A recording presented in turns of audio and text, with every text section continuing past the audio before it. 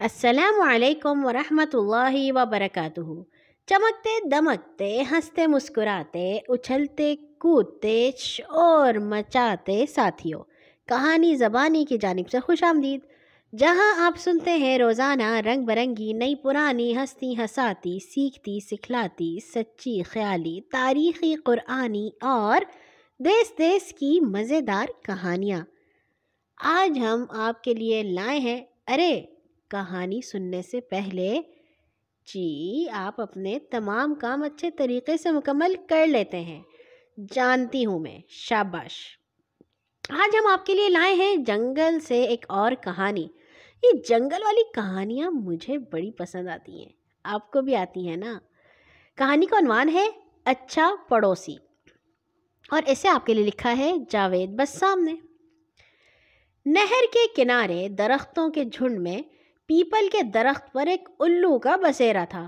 وہ تمام دن سونے یا اونگنے میں گزار دیتا، لیکن رات ہوتے ہی چاقو چوبند ہو جاتا۔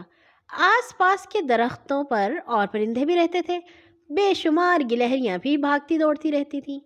بہار کی ایک روشن صبح کو الو کے گھونسلے کے سامنے کھٹ بڑئی نے اپنا گھر بنانا شروع کیا۔ کھٹ بڑئی کیا چیز ہوتی ہے؟ وہ ایک پرندہ جس کی چونچ ہوتی ہے اور وہ درخت میں کھٹ کھٹ کھٹ کر کے اپنا گھر بناتا ہے۔ وہ اپنی نوکدار سخت چونچ درخت کے تنے پر مار رہا تھا۔ اس کی سرخ کلگی دھوپ میں چمک رہی تھی۔ پرندوں کی چہچہاہٹ اور ہوا کی سرسراہٹ میں اس کی کھٹ کھٹ سب سے نمایاں تھی۔ وہ لگاتار ایک ہی جگہ اپنی چونچ مار رہا تھا۔ صبح سے دوپہر ہو گئی اور دوپہر سے سپہر ہونے کو آئی، لیکن اس کا کام ختم نہ ہوا۔ الو نے آنکھیں کھول کر اسے دیکھا۔ وہ بہت دیر سے جاگ رہا تھا، لیکن آنکھیں بند کیے بیٹھا تھا۔ شام ہوئی تو کھٹ بڑئی کہیں اڑ گیا۔ دوسرے دن الو گہری نیند سویا ہوا تھا کہ اچانک اس کی آنکھ مسلسل کھٹ کھٹ کی آوازوں سے کھل گئی۔ سورج چمک رہا تھا۔ اس نے بمشکل آنکھیں کھولیں۔ کھٹ بڑئی آج ایک نئی جگہ سوراخ کر رہا تھا۔ الو کچھ دیر برداشت کرتا رہا، پھر غصے سے چلایا، بند کرو یہ کھٹ پٹ۔ کھٹ بڑئی نے گردن گھما کر اسے دیکھا اور بولا، کیوں؟ کیا میں اپنا گھر نہ بناؤں؟ لیکن کل تم دوسری جگہ سوراخ کر رہے تھے۔ وہ جگہ میری بیوی کو پسند نہیں آئی۔ تمہارے اس شور سے میری نیند خراب ہو رہی ہے۔ تو تمہیں دن میں سونے کو کون کہتا ہے؟ دن تو اللہ نے کام کے لیے بنایا ہے، کھٹ بڑئی بولا۔ میرا دن رات کو ہوتا ہے۔ اللہ نے مجھے دوسروں سے الگ بنایا ہے، اور تم کیوں ہر 2 دن بعد نئی جگہ گھر بنانا شروع کر دیتے ہو؟ الو غصے سے بولا، میری مرضی، جہاں دل چاہے گا گھر بناؤں گا۔ جنگل سب کے لیے ہے، اور تم نے کبھی غور کیا ہے میرے بنائے ہوئے گھر دوسرے پرندوں کے کتنے کام آتے ہیں؟ کھٹ بڑئی نے ترکی بترکی جواب دیا۔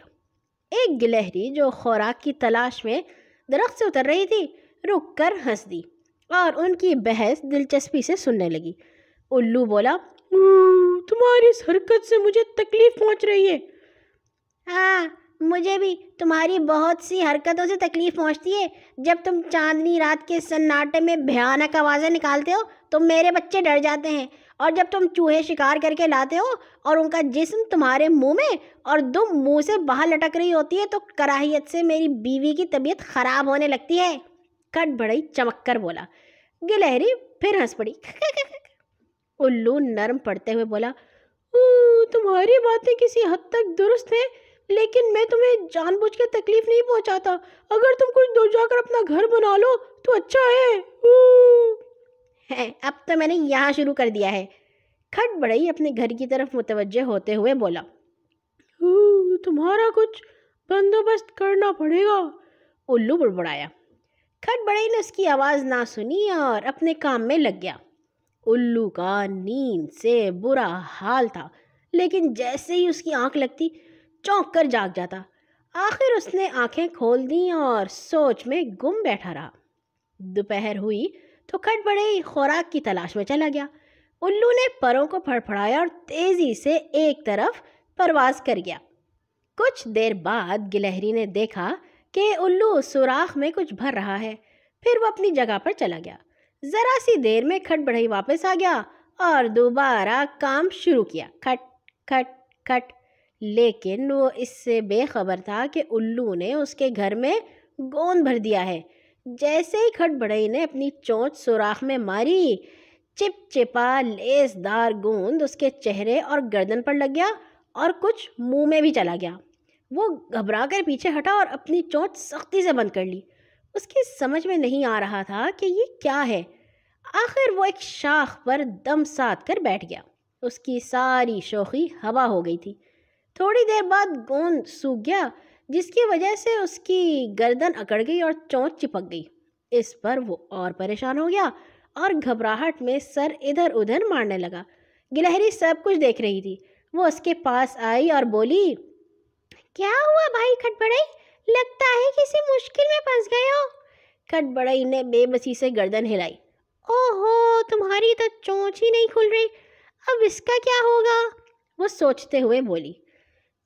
میرا خیال ہے الو دادا ہی اس کا حل بتا سکتے ہیں۔ الو بھی سب دیکھ رہا تھا۔ اس نے سوچا اتنی سزا کافی ہے، چنانچہ بولا، جاؤ نہر کے پانی سے سر دھو لو۔ کھٹ بڑھئی فوراً اڑ گیا۔ وہ واپس آیا تو شرمندہ نظر آ رہا تھا۔ گلہری بولی، ہم سب اللہ کی مخلوق ہیں اور صدا سے ایک ساتھ رہتے آئے ہیں۔ اچھا پڑوسی وہ ہے جو دوسروں کو تکلیف نہ دے، ہمیں اس بات کا ضرور خیال رکھنا چاہیے۔ کھٹ بڑھئی نے سعادت مندی سے گردن ہلائی اور ایک طرف اڑ گیا۔ الو نے جمائی لی اور اطمینان سے آنکھیں بند کر لی، اور گلہری وہ بیجوں کی تلاش میں پھرتی سے درخت سے اتر گئی۔ اور یہاں ہوئی ہماری کہانی ختم۔ کل آئیں گے انشاءاللہ ایک اور نئی کہانی کے ساتھ۔ ہر نماز کے بعد اپنے لیے اور تمام مسلمانوں کے لیے دعا کرنا مت بھولا کیجیے۔ اللہ حافظ۔